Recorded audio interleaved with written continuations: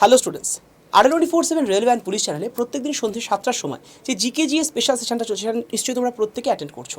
এবং এই সেশনে আমরা কিন্তু হোমওয়ার্ক দিয়ে রাখছি এবং আজকের যে প্রশ্নটা ছিল সেটা কিন্তু পুলিশের বিগত বছরের প্রশ্ন থেকে নেওয়া। তো হোমওয়ার্ক আকারে প্রথম যে প্রশ্নটা রয়েছে দেখতেই পাচ্ছ ওয়াইফাই, এই ওয়াইফাইয়ের পুরো নাম কি? এবং ওয়াইফাইয়ের তরফ থেকে প্রশ্ন দেওয়াটা এখন কিন্তু ভীষণ গুরুত্বপূর্ণ, কারণ বর্তমানে যুগটাই কিন্তু ইন্টারনেটের যুগ। তো ওয়াইফাইয়ের থেকে যে প্রশ্নটা রাখা হয়েছে আনসার অবশ্যইভাবে হয়ে যাবে অপশান ডি, ওয়্যারলেস ফিডিলিটি।